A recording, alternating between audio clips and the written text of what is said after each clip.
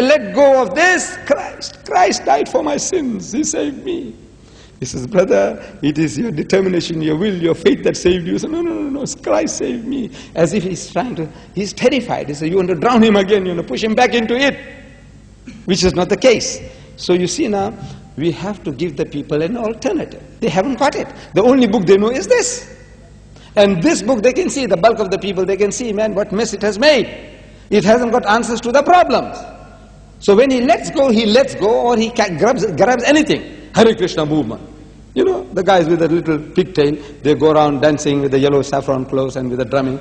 No, look, it is the mind. You know, you want something, grab something. I say, I get peace here. I get peace there. So you join the Munis, you find peace. You join Hare Krishna movement, you get peace. It's any movement. It is what you were yearning for, that you were striving for, and these are just excuses. The straws. It's not the straws that are saving you. So our Christian brothers and sisters, they don't know anything about the Quran. They know nothing about the Quran. If their own book lets them down, what about any Eastern book? The Quran, an Eastern book, what can it do for you? They don't know this book. And the trouble is with us. We haven't done anything to educate them. We ourselves, we don't know anything about the Quran. The bulk of us. How do you speak to a Christian? My Arab brothers. You see, look, no knowledge. You are good Muslims. At heart, maybe you are good Muslims. You know the Quran. But how are you going to explain to them what the Quran says? In your heart and mind you understand when you say, Bismillahir Rahmanir Rahim. In the name of Allah, most gracious, most merciful. وَإِذْ قَالَتِ الْمَلَائِكَةُ يَا مَرْيَمُ وَإِذْ قَالَتِ الْمَلَائِكَةُ يَا مَرْيَمُ إِنَّ اللَّهَ اسْتَفَاكِ وَطَهَّرَكِ وَاسْتَفَاكِ عَلَى نِسَاءِ الْعَالَمِينَ. Beautiful. Translate it. Translate it for your hearer. How are you going to translate it? So, well, you see, the angel came and look, what else can you do? You know yourself, you understood it beautifully, mashallah. You know what it says. But now, you don't know the language, you don't know the right terminology.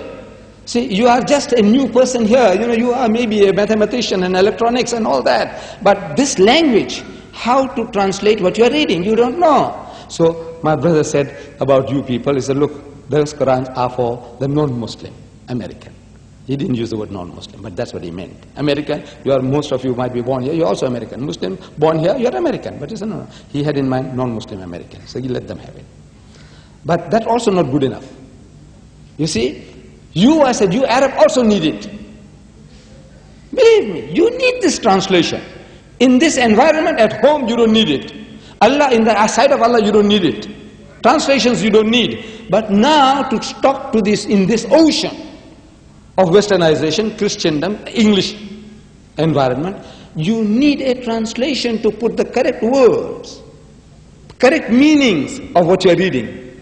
It's there in the mind, but you can't reproduce it. So now you get the translation, Surah Ali Imran, chapter 3, verse 42, Bismillahir Rahmanir Rahim, like this one here. Bismillahir Rahmanir Rahim. So, وَإِذْ قَالَتِ الْمَلَائِكَةُ يَا مَرْيَمُ. So behold, the angel said, O Mary, إِنَّ اللَّهَ اسْتَفَاكِ وَطَهَّرَكِ وَاسْتَفَاكِ عَلَى نِسَاءِ الْعَالَمِينَ. That God Almighty has chosen thee and purified thee, chosen thee above the women of all nations. Ya Maryam uqnuti li rabbiki wasjudi warka'i ma'a raqi'in. So, O Mary, worship thy Lord devoutly, prostrate thyself and bow down in prayer with those who bow down. Now, if you can memorize that English, you know Arabic already. I have experimented on groups of Arab students at Dahran University. You see, I said, now how many of you know? وَإِذْ قَالَتِ الْمَلَائِكَةُ يَا مَرْيَمُ إِنَّ اللَّهَ اسْتَفَاكِ وَطَهَّرَكِ. How many of you? And almost 80% put up their hands. I said, are you all Hafizul Quran? He says, no. He says, how do you know? Well, constant reading, your language, easy to retain. Right. I says, mashallah, you have done the job, you know it. Now I said, now how to improve English? I'm going to teach you how to improve your English. You see, I learn many languages. I know many languages, some.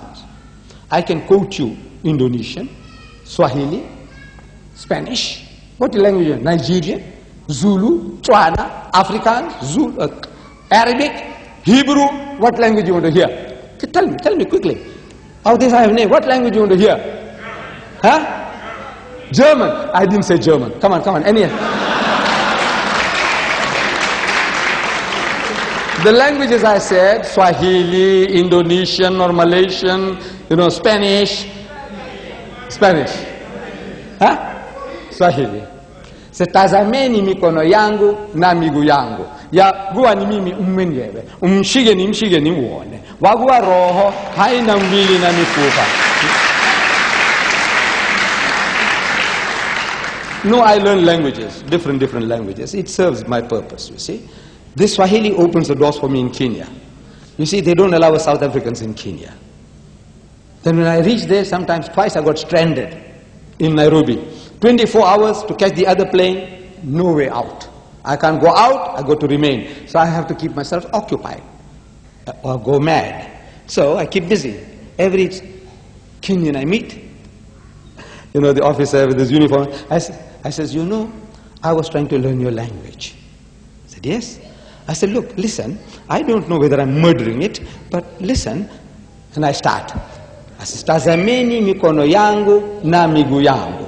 Yaguwa ni mimi mwenyewe. Mshige ni muone. And people gather around me. I finished that, then I says, you know what it is all about? I started lecturing to them. And they listened to me. I meet a Malaysian, Indonesians. I said, I was trying to learn your language. I said, yes. I said, tenggoklah tanganku dan kakiku, inilah aku sendiri, jamahlah aku dan lihatlah. Karen, any Spanish? I said, mirad mis manos y mis pies, que yo mismo soy, palpad y ved, porque en espíritu ni tiene carne ni usos, como ves que yo tengo. Hebrew, I wanted to go to Israel to talk to my cousins, delivering the message from the last will and testament of Hazrat Musa alayhi salam. So I says, I go to them, talk to them. I says, you see, in the last will and testament of Musa alayhi salam, book of Deuteronomy, chapter 18, verse 18, it says, Navi akim lahim mikarib akhayhim kamukhawinatati before vidibir. I want to speak to my Arab brothers. I don't know Arabic. So I get the Arabic Bible. So I meet Christian Arabs. I says, you know Arabic? He said, yes. I had an argument with a fellow who was giving me a lot of trouble in Canada at a place called Hamilton. You see, a lecture, at the end of the lecture, this man here is asking me questions and he won't let go. Another question and another question. Fortunately, you haven't got the chance tonight, you see. This is all written on paper, so you've got no chance of coming back in a hurry. But that man there, verbal question, one question, I answer that, another one and another one. Eventually, when the meeting is over, he's still around me, he won't let me go. From his tongue, I can make out he's an Arab, and from what he's asking, I know he's a Christian. So I said, you Arab?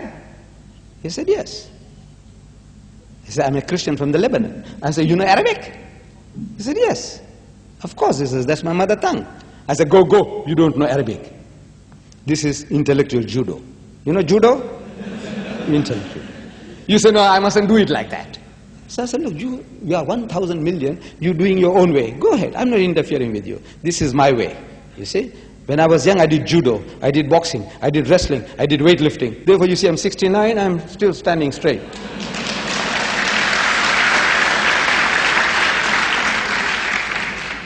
So I said, go, man, you don't know Arabic. He said, you mean to say you know my language better than me? I said, no. I'm ashamed to tell you that I'm a born Muslim, but I don't know Arabic. It's the language of the Quran, it's the language of Jannah, language of my Prophet, but I don't know Arabic. I'm ashamed of myself. Then so what do you mean I don't know Arabic? I said, you see, you read this book, the Bible, in your own mother tongue, in Arabic. I said, yes.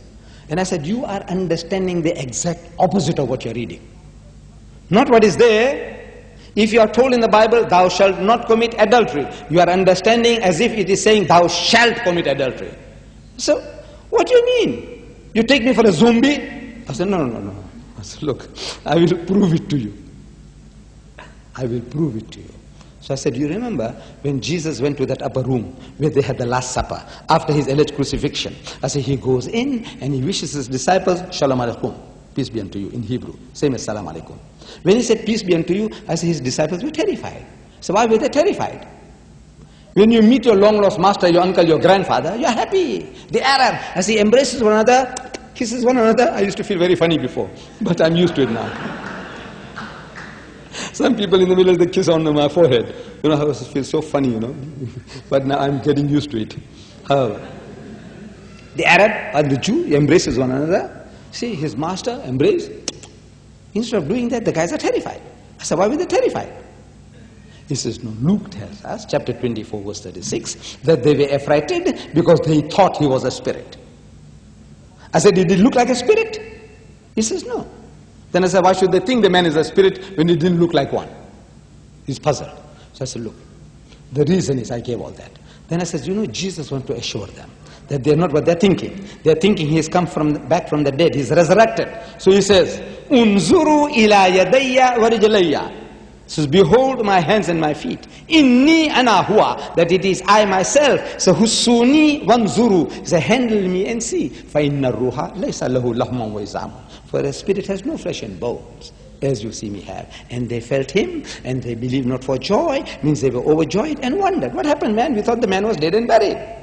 So he says, Aindakum hahuna ta'am. Will you get anything to eat? فَنَاوَلُوهُ جُزْءًا مِّن سَمَكٍ وَشَيْئًا مِّن شَهَدِ عَسَلٍ فَأَخَذَ وَأَكَلَ قُدَّامَهُم. And they gave him a piece of broiled fish and a honeycomb, and he took it, and he ate in the very sight, as if to prove what? That is the ghost, he's a spook, he's a spirit. No, to prove I'm the same fellow man, damn fools, what are you afraid of me for? Shh, I bowled him over, this Arab Christian, that language. So I do learn these snippets are from different languages. I don't know Hebrew, I don't know Indonesian, I don't know Arabic, but I don't know Spanish, but I can give it to you. So how do I do it? I say I have a unique way of learning. Unique method, unique. Nobody, I'm a unique person, you know that. There's not another person on earth. No, everybody is unique. Wallah, everybody is unique. Everybody is unique. See, I'm not boasting, but everybody is unique. I told my wife one day that I'm unique. She doesn't believe it.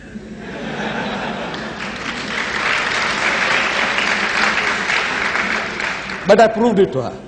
She didn't believe it. She thinks I'm boasting. Nobody like me. I said, no. I say, I'm unique. There is really nobody like me. She says, no. So I said, in the family, Mr. So-and-so, I don't want to take the name. So she sees, mentally she sees the fellow. I said, is there another guy like him? So she says, no. I said, our son, my eldest son, Ibrahim. I said, is there another guy like him? So she scans. She says, no.